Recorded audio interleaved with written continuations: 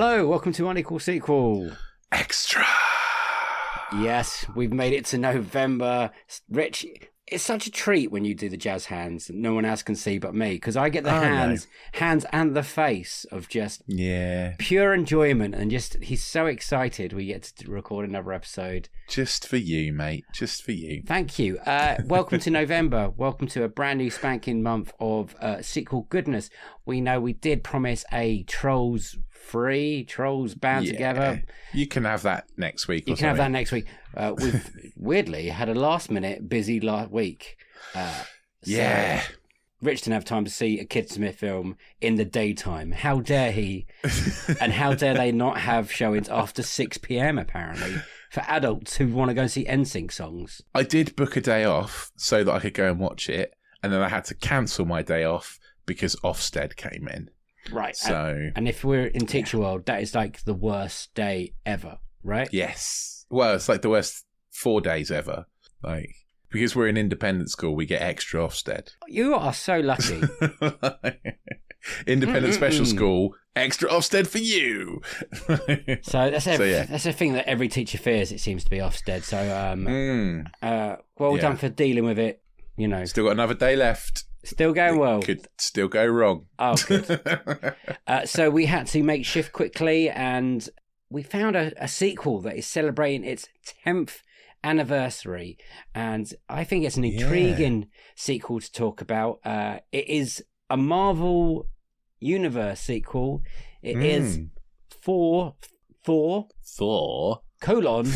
The Dark World from 2013, released in the UK at the end of October and released in the US at the beginning of November. So it's weirdly one of those films that UK got first. I know, right? Like a week early. Like 30th of October in the UK, 8th of November in the US. It's a bit bizarre because sometimes with Marvel films we do get them a few days earlier, but then sometimes we do get them later. I remember, was it Ant-Man and the Wasp 2, where it was, we had to wait an extra month compared to the States. Oh, right. Well, I don't remember. I remember. I don't know what happened in 2013 that we got it a week early. Maybe it's because they shot it mostly here that, you know, they thought, do you know what? We'll let them have the premiere. We've destroyed Greenwich. Yeah. We've wrecked half of London. We've been around all the sites that are miles away from each other, although it takes us 4 minutes to get to them. Yeah, we should talk about that. Anyway, the Thor Dark World, colon the Dark World, is the second of four films so back far. In the day when, you know, Marvel sequels were a sense of joy and hope. Yes. And this was a film off the back of Avengers. So we had Avengers, then we had Iron Man 3, then we had this, and then we had Captain America, Civil War, and then I think we had Guardians after that. So good remembering. I did not know any of that. I've done a bit of research. Okay. That's what you do when you're the host, Rich. You research. Yeah. Nice. And when you're the host, you get to ask your co-host questions of like, what is the synopsis of Thor? Oh, come on. The Dark You've World. all seen it by now. It's 10 years old. Yeah, it's 10 years old. Okay. Some dark elves, because, you know, that's the thing. Want to make the whole universe dark for some unknown reason. And they're going to use what we all know now is a Infinity Stone to do that. Right. Which Infinity Stone is it? I can't remember. I just want to see if you can remember. The red one? They don't actually call it an Infinity Stone in this movie. I can't remember. They do right at the end. It's the end of credits sting when they're handing it over to the collector. Didn't watch the end of credits sting. No, this is why I'm here. And it's the only point of the whole of the film, and then suddenly they mention that it's an Infinity Stone, and it's so janked in at the last minute. It's actually hilarious watching it back. So these dark elves trying to make the whole universe dark. Obviously, Thor's not a big fan of that. So tries to stop them. Somehow Jane Foster gets an Infinity Stone in her. Not sure how that happens. Well, it's more like a liquid, isn't it? Than it's a virus weird. than a stone. And obviously Thor wants to save her, and sad things happen, happy things happen, big fights happen. We are going to do spoilers because it is 10 years old and it's an anniversary special. But Rich, that is literally the storyline here. So at the beginning of this film, Thor's been off-world dealing with the end of Avengers, taking Loki back to Asgard. He's gone away from Jane. So Jane is just waiting around like any good... For 2 years. That's a long time. And she's seen her... boyfriend at this point, I'm not quite sure, on TV in New York and thinking, hey, what's he doing there? Yeah. And at the same point, Loki's been imprisoned because he was a bad boy on Earth. He tried to take over Earth, silly boy. And he was also the bad guy in the first Thor film. Who else characters am I missing? Eric Selvig has still got a bit of a scrambled brain. Kat Dennings is back as Darcy. Love her. Idris Elba's back as Heimdall. Anthony Hopkins back as Odin. Rennie Russo's back as Frigga. Jamie Alexander's back as Sif. Ray Stevenson. I forgot Ray. Ray Stevenson. Yeah, with a big beard that you can't remember him. Zachary Levi took over one of those roles from The Power of Three or whatever they call those Zachary characters. Levi, wasn't it? Yeah, really random. That he he didn't play that fast in the first one, but they got him back for the second one. I'm not quite sure about the third one. He wasn't in the first one. No, he was played by a different actor. That character. Oh, okay. And you've also got Gavin Moody from Dream Team turns up as Kat Dennings' intern. Is that who that is from? Yeah, Ian. Yeah. Ian, yeah, he's Gavin Moody from Dream Team. That's the only thing I recognise him from. I don't know what else he's been in. For our younger listeners, can you explain what Dream Team is quickly? Think really cheap 90s Ted Lasso, slash EastEnders. Yeah, yeah.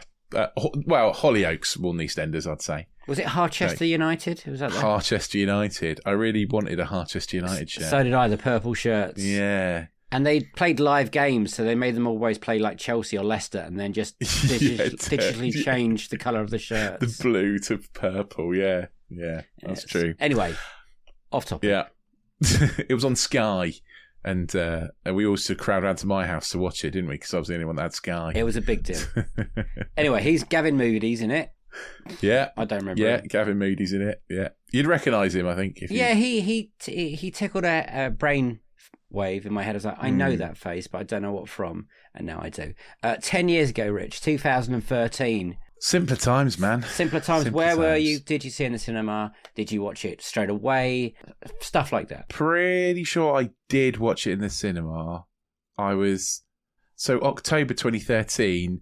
Me and my wife were just moving in together at the time. We were just moving into our first house together. Right.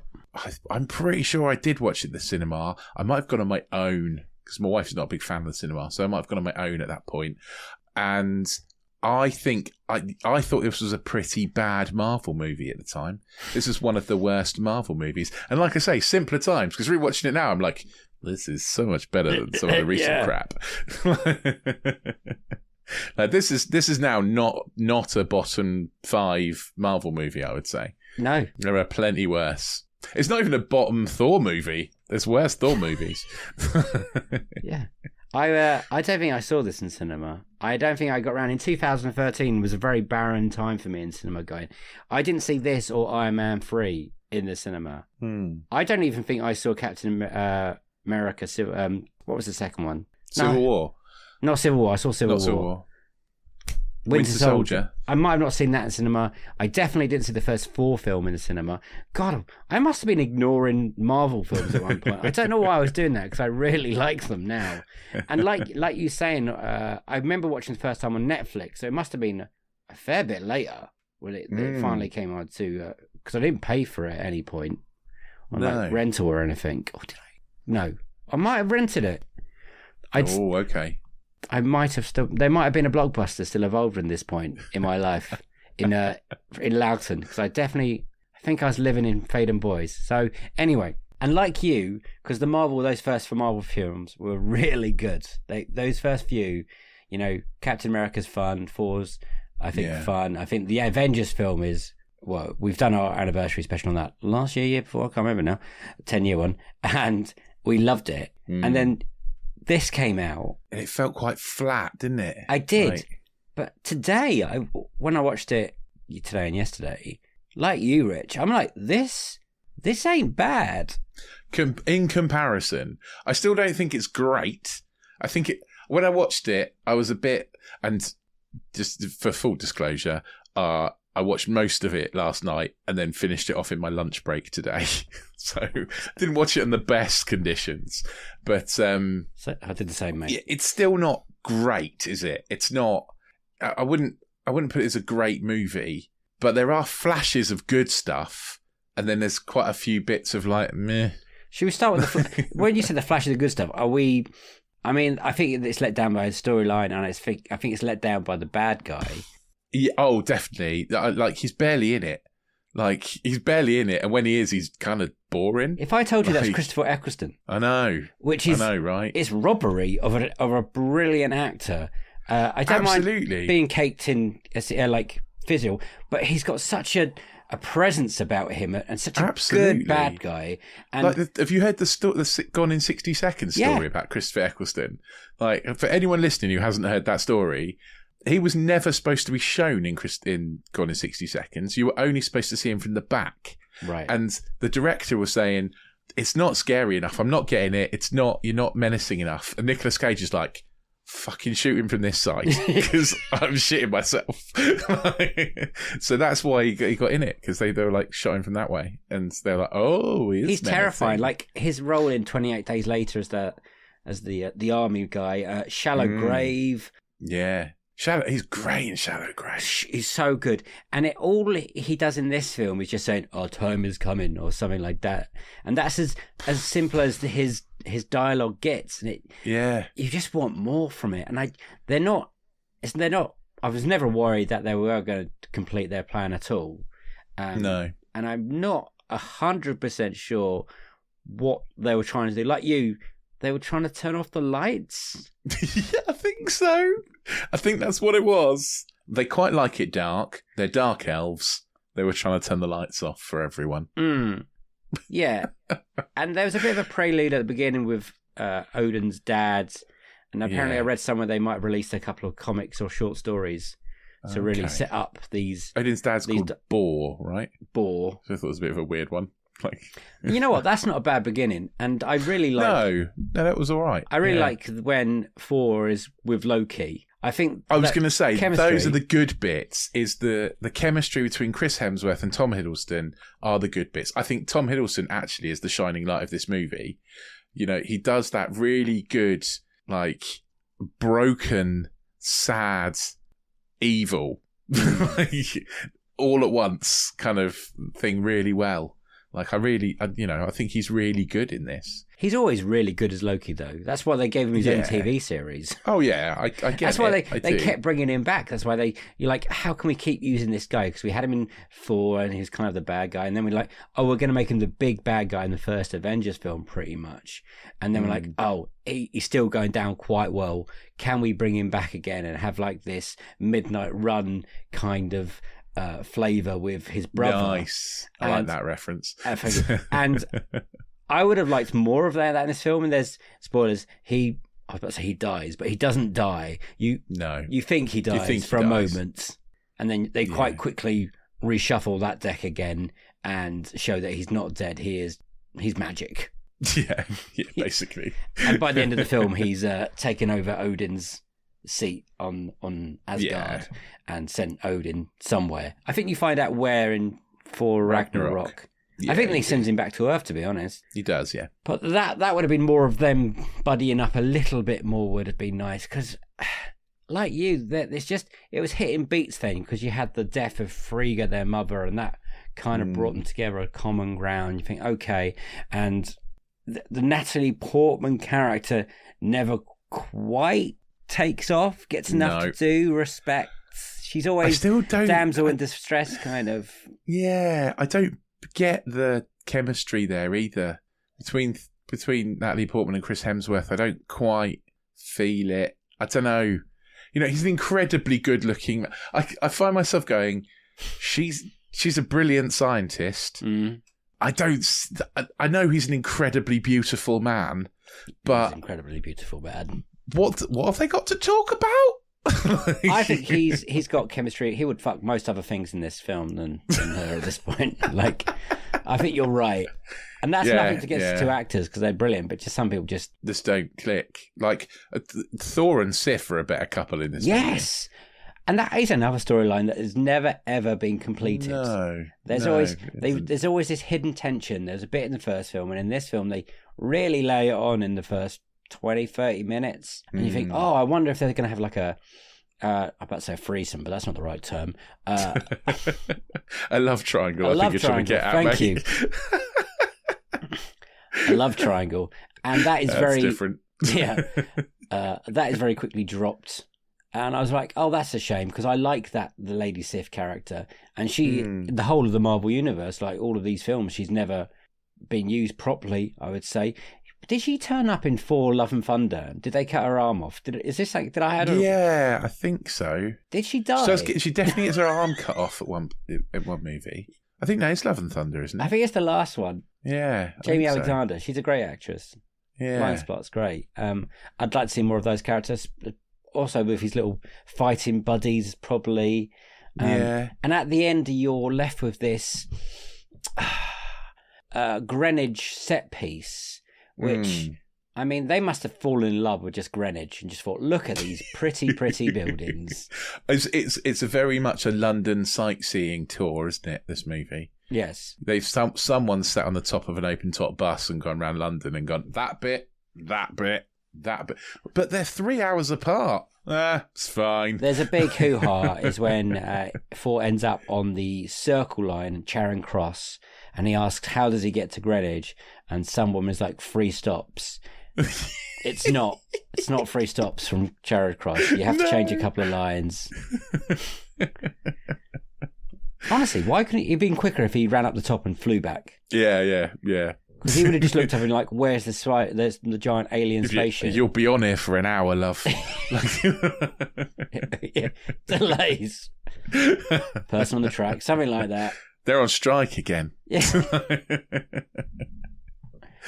Oh dear. That's us. There is quite a fair bit of naked Stellan Skarsgård in this as well, isn't there? He loves to get naked. He does. I like that character. I like that character. I like Darcy as well. She's definitely the comic relief, isn't she? I'm a big fan of Kat Dennings of her films. Nick and Nora. She plays this very well. And we get a bit of Chris O'Dowd for about a minute. In the Gherkin, in the restaurant in the Gherkin. I'm guessing there is a restaurant in the Gherkin, right? I don't know. There must be. It seems like there's... Gherkin. No, have I? I've stood outside and thought, that's a pretty building. Just like the location scouts in this film. There must be a restaurant in there. It's too good of not to have done that. And Chris O'Dowd is a nice surprise. But is he there? I see him as a better... Just from seeing them interact, a better match for Natalie Portman's character than Thor is. Yeah. Like, I don't know. Strange. But there we are. It's a shame he's never popped up in somewhere else in another film. No. We could do with Chris O'Dowd popping up. Whether his name is Phil or Richard. Richard. I was close with Phil. It's my name, so I remembered. That's easily done. Yeah, and he pops up later again, so we get a little bit more when they're off planeting. Visual effects all very good in this film, I think. It was nice. Do you reckon? I don't remember them standing out, so that's probably a good thing. You know, I that's don't normally when I remember visual effects, it's for a bad reason rather than a good one. So if I forget that they're there, that's what I think, that's probably a good sign. Because we hated Thor: Love and Thunder mainly because of the bad visual effects. So it's funny looking back on a film that's now 10 years old compared to a film that's 2 years old, and it looks dramatically better than what they're putting out now, Marvel. And it is good that the Marvel people are unionizing visual effects people are getting a union together, so they won't be forced to put out crap work anymore. Nice. Well, that's good to hear. Yeah, it's there were rumours of this movie having some studio interference and stuff, which you can sort of tell because it's quite clunky yes, I did read about that, isn't it? Yeah, the director sort of said, "Oh, it's not the movie I wanted to make," and he was like, "I want to release a director's cut version of it, like the Schneider cut," and everyone was like, "Nah, you're all right, mate." Well, it's Alan Taylor, right? Yeah, he hasn't. He's done TV, but he's not done a lot of movies. I don't think. Well, he made some really good episodes done. of Game of Thrones. I can tell you a bad one. It was a Terminator. I can think of a movie he's done. Yeah, Terminator. No, Terminator Genesis. He did, didn't he? Oh yes, Genesis, the Emily Clark one. Emilia Clarke, yeah. But before this, they had a few other directors. Patty Jenkins was in talks at one point to make it. Kenneth Branagh was meant to do it because he did the original Thor, and then he dropped out. I think it would have suited Kenneth Branagh as well. I think he's a bit more... I don't know, he's got a bit more of a subtle touch. He's got that Shakespearean kind of vibe. Well, that's why the first one worked so far well under his guidance, because he knew the lingo that these people were mainly talking about. And everyone was a bit surprised when it worked out as well as it did, the first one, with Kenneth Branagh directing it. And maybe they were trying to do something similar with this, because with the battles like Game of Thrones kind of thing. So I thought, let's give it to Alan Taylor. He does like swashbuckling, sword fighting, people in helmets fighting. In a lot of places, it felt like a filler episode of Game of Thrones. Like the ones where you're like, "Oh, this is just padding out the season." Like, and it does feel a bit like that in quite a few places. He only did 7 episodes of Game of Thrones. He didn't do loads. But were they the good ones? I don't know. I don't know which ones he did. I think it's funny looking back on it, because there is a part of the internet that have really been fighting for this film. They're like, this is really an underappreciated Marvel film. And like me and you, at the time, we're like, no, this is one of the bad ones. But I think when you rewatch it, you can't help but rewatch it through the lens of people that have watched Quantumania.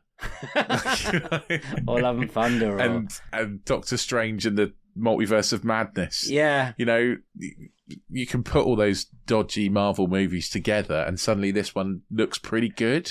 I was thinking, did I enjoy it so much today more this time? Because I haven't, normally I watch them like in bulk. So I'm normally doing like a marathon. Yeah. And then you get to this one and it kind of dips. But as me and you watched it just out of the blue kind of thing, without watching like Iron Man 3 beforehand and Avengers, which are 2 cracking films, by the way. Yeah. Iron Man 3 was a bit different. It was like written by Shane Black. It was brilliant. And then I watched it today and I was like, do you know what? I'm sitting here. I'm really quite enjoying it. I mean, it's still got the same problems I've always had with it, which is pretty much for me, all the bad guy. Like, yeah. That Agreed. whole storyline. It just... I don't mind the design of the Dark Elves. I think they're quite scary looking things.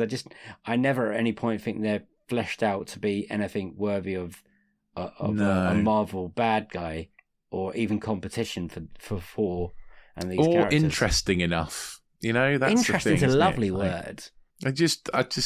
I like a bad guy with a cause, and a bad guy with a cause can sort of help a bad movie. Like Love and Thunder, like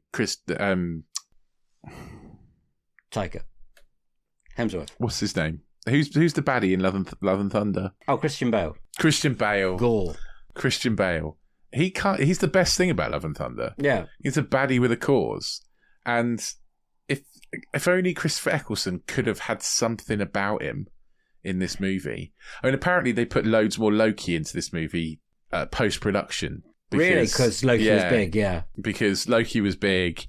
Or they had this whole thing about like he was so hot right then, and they just needed something from this movie, a bit of heart, I think, from this movie. So they put a load of Loki stuff in. If they'd have instead maybe have invested in Loki stuff, and Tom Hiddleston is great, he is the best thing in this movie. If they'd have invested in that sort of much in Malekith in Christopher Eccleston's character, you probably would have had a better overall kind of movie. Do you think at the beginning of this film that they knew that the ether thing was going to be an Infinity Stone? Do you think that was their plan, or that's just like it's so shoehorned in at the end, in this clip scene with the Collector, and it's like, oh, okay, that's one of the Infinity Stones. That's where one of them's popping up. To me, I don't think it was. No, you're probably right. Like, maybe not. I don't know is the answer. Like, maybe they always just planned it just to be a thing. Because they do that with the other Infinity, with the Tesseract, don't they? And the other Thor movies I guess and stuff. so. They don't call it an Infinity Stone, because they don't really know what an Infinity Stone is, I suppose. Well, they do, because they haven't actually met Thanos at this point, have they? Like, they know Thanos is like the big bad behind Loki, but they don't know they don't know what his plan I think, is or you anything like that. don't really get to see him. And Loki, No. he kind of gives Loki the Tesseract and the other one in his stick. Yeah, Guys, we are Marvel experts. All I know is it's not the Mind Stone, because that's what Doctor Strange has. Or is that the Time No, Stone? it's the red one. I think it's the Soul Stone, maybe? Like, no? I don't know. What's the red one? Well, the Soul Stone isn't that the one that is on Morgau, where it is, where yeah. anyway, we don't know, but we'll get there eventually. It seems I'm going to have to do a whole rewatch of all these films now. It's the Reality Stone. There you go. Bit of research quickly from us, and we're finally not in the dark like these dark elves who just sleep at some point. I don't know what happens. Anyway, do you want to play the bit of the game quickly? And have you checked out what this does on score-wise? Oh, yeah, go for it. Yeah. We'll do IMDb because it's a bit of fun and it's always interesting. So, IMDb out of 10, there's been 712,000 votes for The Dark World. Okay. So, at the time of release, it was probably the worst Marvel movie. We confident on that? I can let you know a little bit on Rotten Tomatoes. Because Age of Ultron hadn't come out yet, had it? No. That was that Age of Ultron's the first one I can remember really kind of sucking. I remember that was the first one being really disappointed with. Yeah. But I think that's because it was an Avengers film. And I think this one, I just kind of felt a bit meh about. Yeah. So, but like you say, I think people would have gone back and judged this a bit less harshly. So I'm going to say like a high 6, like a 6.9? 6.9, I reckon. Oh, on IMDb. 6.8. Oh, nice. I'd say that. I thought you were going to nail it. That's pretty close. Yeah. Yeah. And then for the Rotten Tomato score... this is always harder. Because Rotten Tomatoes mental, that's why. And there's been 288 reviews. Okay. There's critic reviews. Critic reviews, and then... I imagine a lot of critics will give it about 3 out of 5. It's pretty much a 3 out of 5 movie, which for Rotten Tomatoes makes it positive, right? So I reckon about 75%? 67%, which, okay, according to Rotten Tomatoes, is still... fresh. Certified fresh. It hasn't got that little symbol, but it has got a tomato. It's not the splat symbol. It's not a splat, right, okay. So it's positive. Yep. Okay, yeah. Audience score. Let's see if you're an audience score or a... I don't know. I think audiences might judge it a bit more harshly, So I think audience might come out of it and go be like, "Oh, that was meh." Like that was a bit dull, wasn't it? So I think 58% for audience score. 75%. Ah, you. That was my first guess. That's my guess for critics. I enjoy playing these games with you.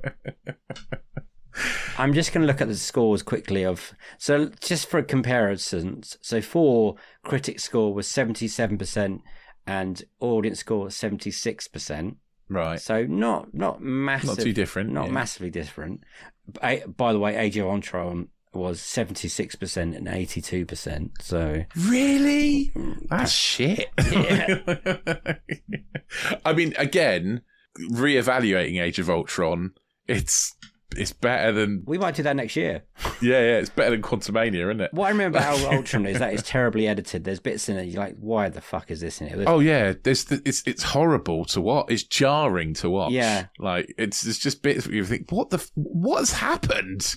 Like, yeah, where did they go wrong? Anyway, for Ragnarok, 93%, 87%. Because it's great. I think it's my favourite Marvel movie. It's definitely up there. And then we go all the way up here to Love and Thunder. It took a while to get to Love and Thunder. Love and Thunder. Yeah, that's a very good point. Love and Thunder sucks. 63%, 76%. Oh, that's too high for Love and Thunder. I wouldn't give it... Yeah, well, yeah.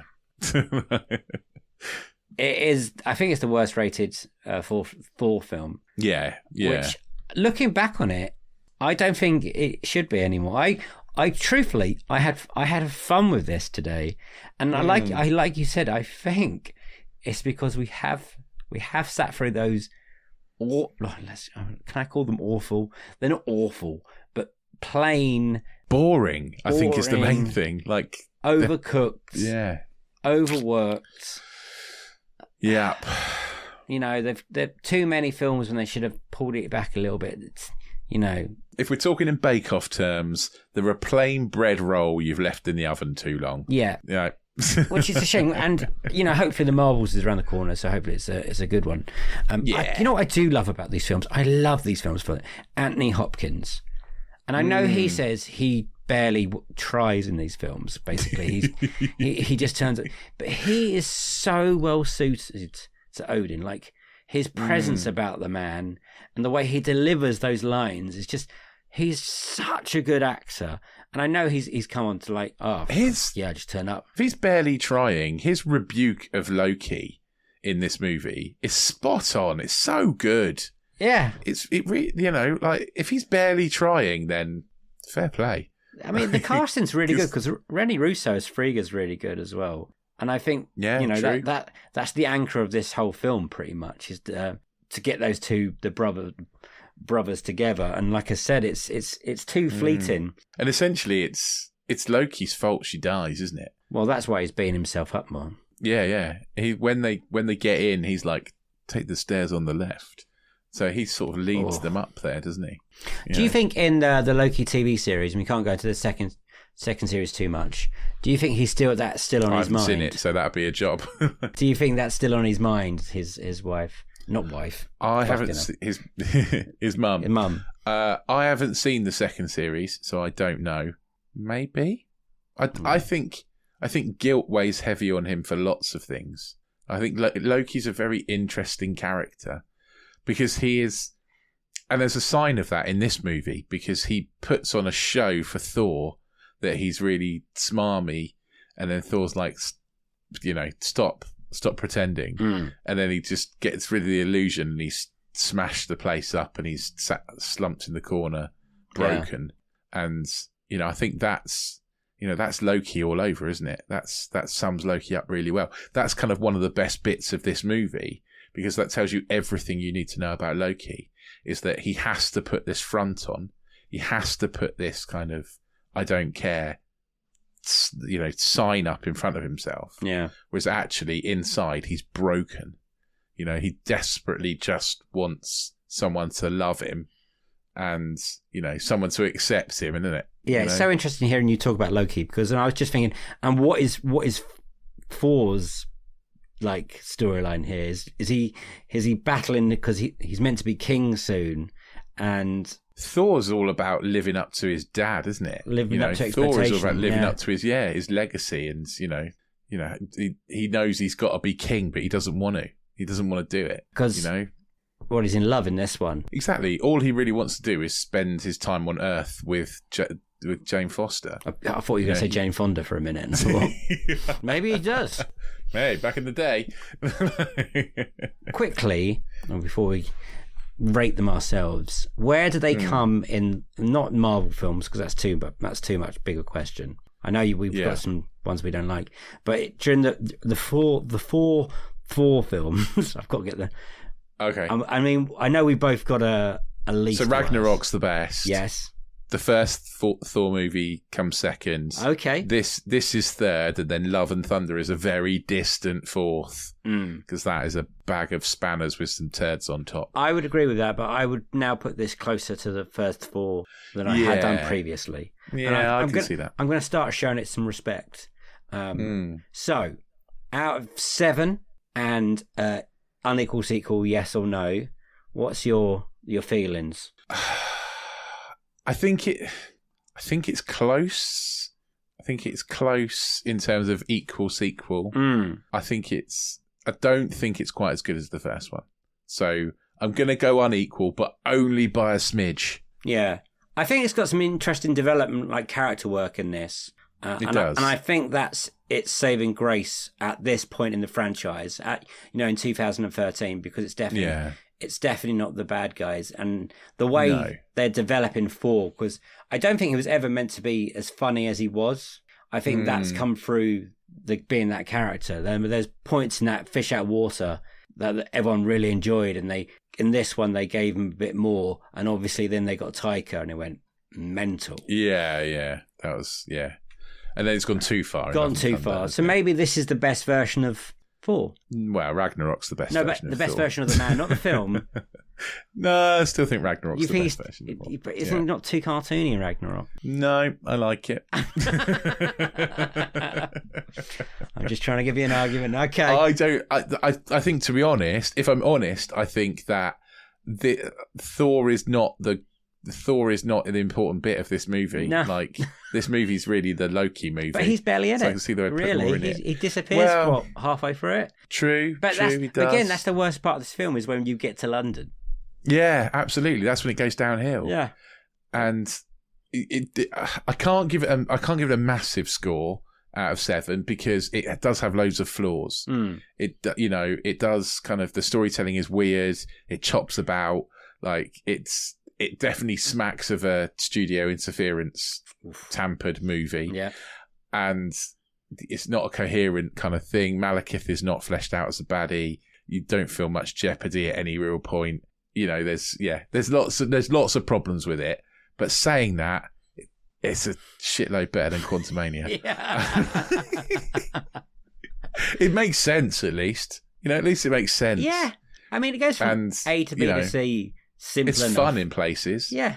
It's dull in places, but it's also fun in places. It's got some very good bits. It's fun in places because of the characters. Because of the Lokis and the Thors and the Darcys. And Zellwegs, whatever it's... And, yeah, I agree. I'm gonna lighten up on it. I'm gonna, out of 7, probably before we did this, I would be like, it's a 2.5. But, I might go 3.5.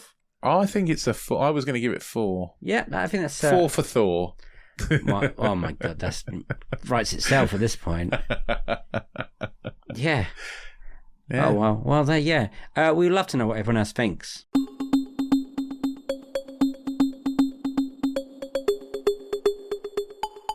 Absolutely. If you want to tell us what you think of Thor: Love and Thunder, maybe you think it's the worst movie ever made. Maybe you think it's a lot better than most people say. Maybe you want to defend it. Get in touch. We're on all the social medias. You can find us on that Kiss thing that used to be Twitter. You can find us on Threads. You can find us on Blue Sky. We're on TikTok. We're on Letterboxd. We're on Instagram. We're at Unequal Sequel and all those things. If you don't use social media and you want to get in touch with us, we're Unequal Sequel at hotmail.com. That's Unequal Sequel at hotmail.com, because I somehow fuck that up, even though I say it every week. Let us know. We'll read out your comments in the end of month roundup. Also, if you want to go back and listen to our other episodes, please do that. There are hundreds of them. Please go back and listen to all those. If you've missed our interview episodes, check those out. If you're a big fan and you really love us and you think, how can I get more of you? Then get yourself onto anotherslice.com/unequal sequel.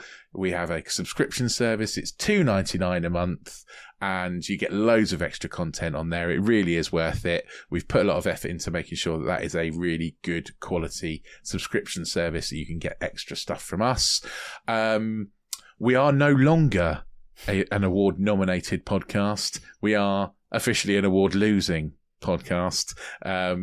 We did go off to the Independent Podcast Awards, which was a brilliant event. Brilliant. And I think you should, if you haven't already, get onto their website and check out all the different podcasts that are on there. We had some excellent company in our category. W-Rated, who we've had them on. We've had the Cinemile on as guests, both in our category, both fantastic. Hopefully, we'll try and get some more people that were nominated to come on as guests for season 6, which is coming out very soon. No, not soon. We're starting very soon. The feelers are out, yeah. I just want to say a big congratulations to Celebrity Catch Up, which won best TV and film category, and then best podcast overall. Well, like I say, because it won in our category and then it won best podcast, does that mean we're second best podcast? Practically second. practically second best podcast at the Independent Podcast Awards. We'll take that. We'll take that silver medal. Yeah, you know, we it's met some fine. lovely people. It was very nice to be in that room with a very well-minded and like us independent. And it just shows that you always so feel good. like when you're making an independent podcast, you're kind of alone. I don't know if in British feels sometimes it's a bit of a struggle, but when you just saw so many people and you're like, oh, I'm not alone. There's so many other people doing what we're doing and probably going for the same shit. It was very inspiring. I loved being in with those people. I mean, I also kind of used it as a way to like find a load of new podcasts to listen to. Yeah. Because some of them sound awesome. So there's loads to check out there. Lots of different categories, but we'll try again next year. We go again. We're going to enter every category next year. We're going to make it into like a book, Unequal Books. Anyway, I've got nothing else to say. Thank you for listening. So it's a goodbye from me. It is a goodbye from him. Bye! See you on the next one. Sequel to this one. It might be Trolls 3. We don't know yet. Bye-bye. It will be Trolls 3. I'm going to watch it on Friday. Okay. Are you big fans of NSYNC? I do. I quite like a bit of NSYNC. Oh, you might like this. You might like it then. Yeah, I've seen that. And then, well, obviously, you've got to watch Twilight New Moon this week as well. Oh, I've forgotten about that. Wow. Enjoy.